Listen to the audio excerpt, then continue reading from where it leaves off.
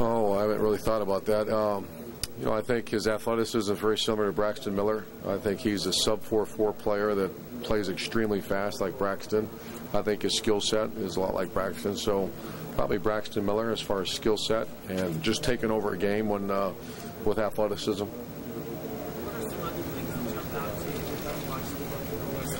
Their defense. Their defense and their return game. That's where I spend most of my time watching their film. Dynamic athletes like they had. You know, I remember I watched them in the bowl game against Kansas State, and they brought a kick return back for a touchdown. They're just athletes all over the place. And then their defense, their two defensive ends are high draft picks. And they play a style of defense where only those kind of body type, because we tried to do it, and it's called odd four eyes, where they play the two defensive ends in really unblockable positions, but you have to be because you'll get washed down if not. And to find that 6'7", 290 guy, we've been looking for a long time too, and they've done a good job finding those two, the two 44 and 9, I believe their numbers are. Just great players. Urban, when you guys beat Alabama, that meant a lot, not just for your program, but for the conference. And I know you guys can't put all that on your back, but it was there. And when you were on the field after that, it felt like you won a Sugar Bowl, and it felt like you won a national title. And then the T-shirt said "Won, Not Done." How have you wound this team? You had them so perfectly prepared and ready and focused for that game. How did you go about getting them back to this one now, 11 days? We're going to find out. You know, it's still, obviously, it's only Thursday of game week, so we're still got some time. It was all about preparation after that game and putting a schedule together. I've made a comment many, many times. It's very important for Mike Bennett and Ezekiel Elliott to get back on routine. And there's every obstacle in the way to disrupt your routine. So that's our focus has been all about that.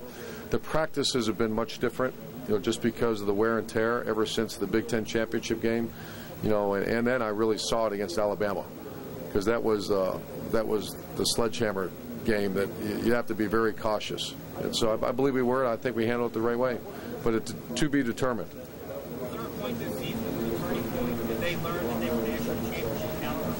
I don't think you never know that. There's too many variables. I think I made the comment the first overtime against Penn State was in my opinion, was the turning point. When I saw a team that didn't play very well. You know, I don't want to take it against Penn State because Penn State's got a fine team, but the script was written. We should have lost that game. I mean, it happens every year where a team loses a lead, doesn't play very good. Every excuse in the world to lose that game.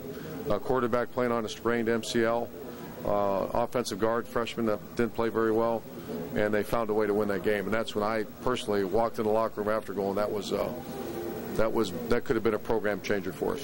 Are great moments more rewarding when you have the entire family around you? My personal family? Yeah, you're all yeah. I mean, you had all 5. Yeah, that's special. Was it always that way or no? Oh, no, it's always been that way.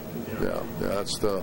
How much do they mean to you? No, that's the world to me, and they know that. They're the first ones that... It's a dead sprint to the field. I remember in 06... Nate was a little guy, and Shelley tells a story that all the wives are down in the corner, 3, 2, 1, and he takes off, and she can't find him. He's trying to find me. So there's some great stories, though. Great stories.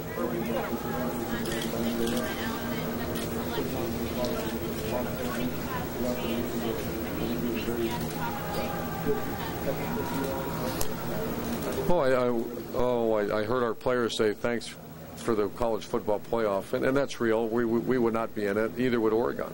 I think the other two schools, Alabama, Florida State, would be playing, and we were all part of the BCS for a long time, and I think it's the closest thing. You got a bunch of people trying to do it right, and it's an imperfect way to do it, but it's the more I'm in it now, this is the only way to do it. You can't start adding more games.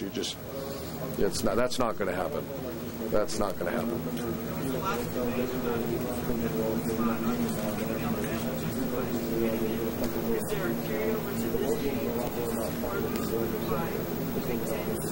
Well, there's a school not too far from here. The head coach is a very good friend of mine. There's a lot of people that think that, and they probably should have.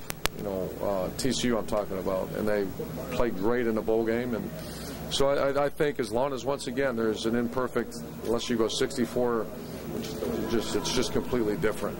So I think, you know, there's going to be a time where Ohio State or someone's going to be left out, and I think the way Gary went about his business. Coach Patterson went about his business. It showed that there was no excuses, and they went and played great. And I think that's a responsibility of whoever's in that situation. That's hard now, because there's a bunch of players and coaches think that maybe they should have been in the playoff. Ezekiel said that you can't carry the ball with one hand. Is that a running back that you count on that much? You can really only go with one hand? Oh, I don't think so. You know, I know he's been dealing with it all fall, and I know his wrist is causing some issues, and so I don't think, to answer your question, no, I don't think I've had that. Does that add to kind of how impressive his season? No, he's the best. What adds to him is his selfish approach to the game. If you remember a year ago, he was one of my main guys on kickoff. He started his career on punt, and he's been, you know, that's a credit to mom and dad. Now he's been. We'd like to take credit for that one. We got him like that. That's a mom and a dad that taught their son the right stuff. He came in a very selfish approach to the game.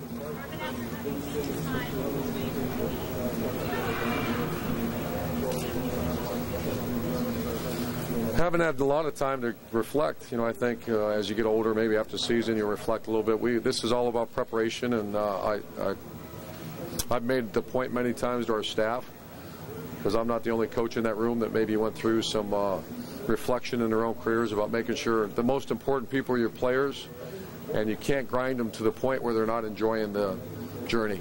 So just being more aware of it.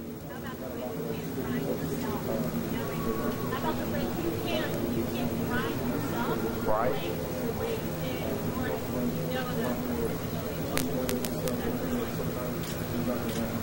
I'm not sure the question. How differently do you approach this level of the game, the championship atmosphere for you? I don't think at all. You know, I think that was a unique situation near the end of my career down there. That no, I don't think. I'd like to think that if someone looked at our coaching staff and very passionate, care about our players and making sure they are enjoying the moment. And there's a majority of my career has been spent doing that. What do you think of team speed compares to Warriors? Team speed? I don't know. That remains to be seen. I think this would be, without question, the fastest team we faced. I think they're the fastest team in America. But more importantly, they play very fast. So I don't know if you just did that after the fact. They look pretty fast, but that's a sign of preparation. They know what they're doing, and I think that's going to be a big part of this game. How do you feel like you've been able to simulate that in practice? It's been harder because of injuries. You know, we haven't had we have 4 receivers out for the year. They're not the starters. We have 12 players out for the year total. Once again, not starters, but that affects the impact, how we practice. So we have not been able to do that last few days in practice. Oh, it's been exponentially. I mean, it's like I said, it's been a great. This should, of all the things, because my kids have gone through the school systems. There should be a case study on Cardell Jones, because we all know the negatives. We can go list all the negatives of people that haven't had the mentorship and guidance at home like Cardell Jones has, and tragic results. Tragic. And here's a person that the alignment. I keep saying this. I hope when someone puts this in a book that my kids can study someday, because I'm going to teach them. Teddy Ginn and Michelle, all they had to do was question our approach, and the kid's a mess. They didn't question it. We all went in together and let's get this worked out. And as a result, it's obvious.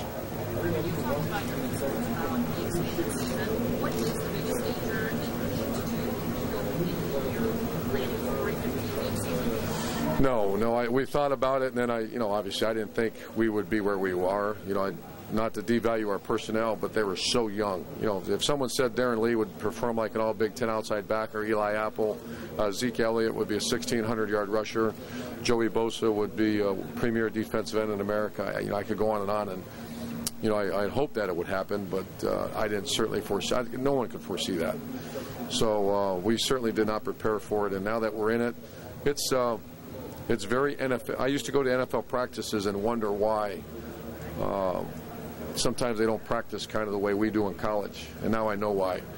I'll never forget when I was I would go watch professional baseball, and I'd be in a locker room before the game, and it's kind of subdued, where college football is. And one of the baseball players looked at me one time and he says, 162, coach, just remember, 162. and that means it's the length of the season. It's not a sprint, it's a marathon. This seems like this has been I had our strength coach do a little study for me. It's been 22 weeks of football. 22 weeks of football. And I know when the season's over, we're going to go back and research, did we do it right? Did we do it right? Because we lost some players there at the end. Paris Campbell's out. James Clark's out. Terry McLaurin's out. And there's one other receiver I lost.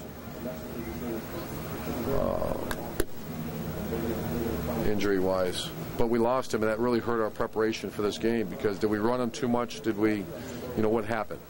And I think every coach in America in this situation has to research that, because you can't go back and say, well, how'd they do that back in 1978? Or there's no book on this. How much did you hit during the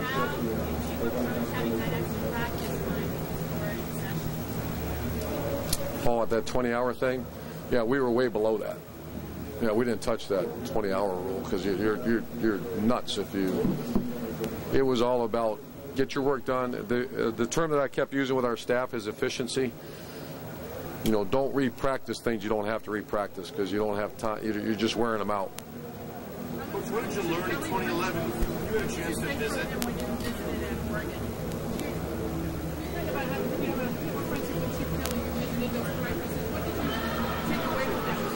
I visited Oregon several times. I can't remember how many. It was either 2 or 3. One time in a bowl game. Phil Knight is one of my great friends. I knew they were doing a brand new facility. I actually visited them when I was at Utah to look at their facilities, and Coach Blotti was the coach. We played him when I was at Utah in 2003. So there's been a good relationship, a lot of respect. One of the great things I found out about Oregon is the way, and I brought it back to Salt Lake City, is everywhere you went there was green and gold. And I just thought that Eugene, Oregon does a great job supporting their school. And not all places are like that. Salt Lake was not like that. It is now. And then just the alignment of the program. It was more than that than plays, and it was just the way he ran the program.